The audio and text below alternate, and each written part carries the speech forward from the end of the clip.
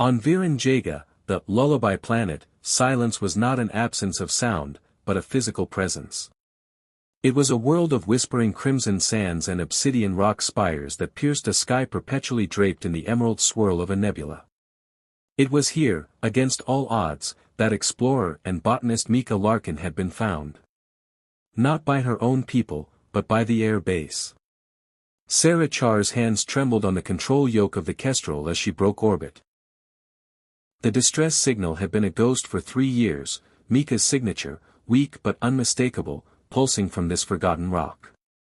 Sarah, Mika's former partner and fellow xenobiologist, had spent every credit and called in every favor to mount this solo rescue mission.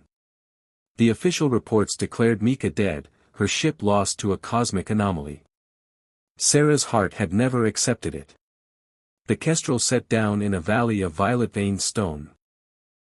The silence of Veeran Jaga was immediate and oppressive, swallowing the ship's engine hum. Sarah suited up, her scanner leading her towards a canyon. According to the data, Mika's signal originated not from a wreck, but from somewhere within the canyon wall itself. What she found was not a shelter, but a seamless, organic-looking archway that hadn't been on any scan. It pulsed with a faint bioluminescent blue. Pushing down her terror, Sarah entered.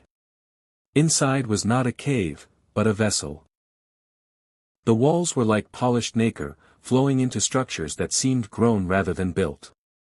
The air was warm and smelled of ozone and something floral. And there, in the center of a chamber filled with floating, gently glowing spores, was Mika. She was alive. She wore a simple tunic of iridescent material, not her spacesuit. Her eyes, once sharp and hazel, now held galaxies of calm, unnatural wisdom.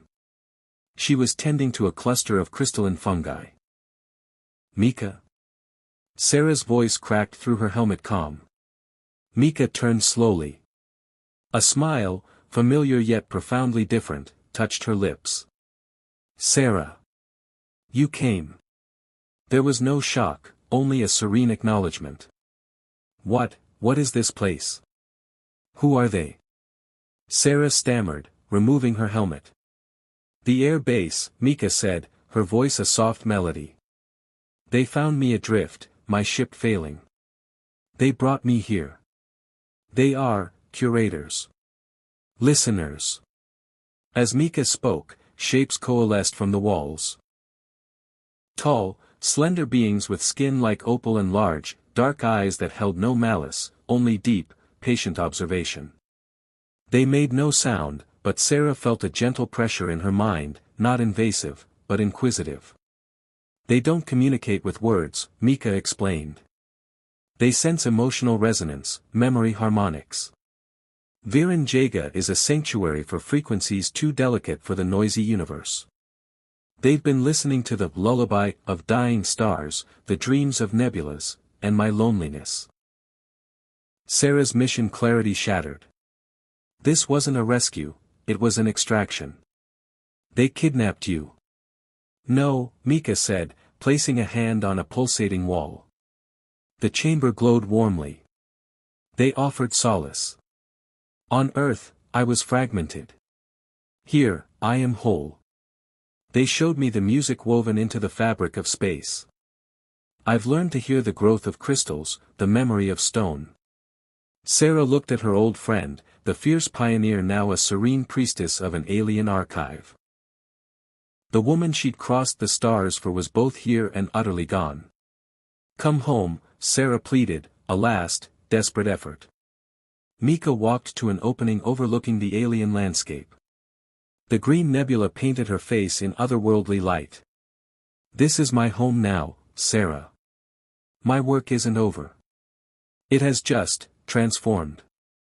I am a translator for the silent songs of the cosmos. The Ayer Bass watched, silent sentinels. Sarah realized the truth. Mika wasn't a prisoner. She was a willing guardian, a human bridge to an utterly alien understanding. The rescue had succeeded, Mika was safe, cherished, and fulfilled, but it was a rescue from the humanity she had left behind. With a heart heavier than any planet, Sarah knew she would return to Earth alone. Her report would state that Mika Larkin was deceased, lost to the void. It was kinder than the truth, that Mika had been found by something greater, and had chosen to stay, forever listening to the lullabies of a universe on the silent world of Veeran Jaga.